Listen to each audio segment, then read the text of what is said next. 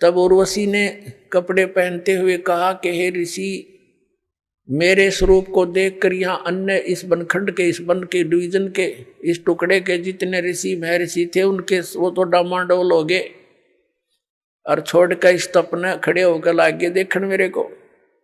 लेकिन ना जाने आपकी समाधि कहाँ गई हुई थी, ये आप जानो। आप डगमग नहीं हुए। तब मार्कंडेय ऋषि ने बताया कि मेरी जो समाधि थी, समाधि क्या होती है कि यहां बैठे वो अपनी दूरबीन से, अंदर की आंखों से, ये अपनी अपनी भक्ति से रेंज घटती बढ़ती रहती है।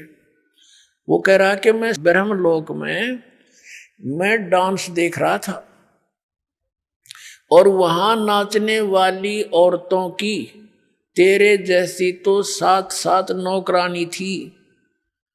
तो तेरे डांस ने के देखूं मैं, तो तेरे से इतनी सुंदर थी वो, जिनकी तेरे जैसी तो नौकरानियां थी। वहां मैं समाधि लगा रहा था।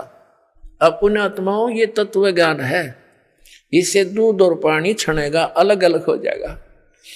एक तरफ तो ये है कि मार्कंडेय ऋषि ने अपनी साधना को सर्वोच्च मान रखा था।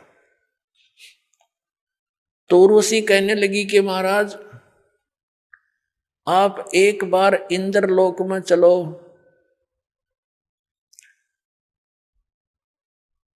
तो मार्कंडेय ऋषि ने कहा कि तेरे से कोई और सुंदर हो उसको भेज दे, वो भी ट्राई कर लेगी। तो उर्वशी ने कहा कि मैं इंद्र की पटरानी मैं ही हूं, यानी सबसे ब्यूटीफुल, सबसे खूबसूरत स्वर्ग की जो औरतों में से एक होती है, वो सची नाम है उसका, और वो इंद्र की पटरानी होती है। तो वो कहती है मैं ही वो सबसे सुंदर औरत हूं उस स्वर्ग लोक की, और मैं इंद्र की पटरानी यानी मुख्य पत्नी हूं। मार्कंडेय ऋषि ने कहा कि जब ये इंद्र मर जाएगा तब तू क्या करेगी, क्योंकि ये तो नासवान है।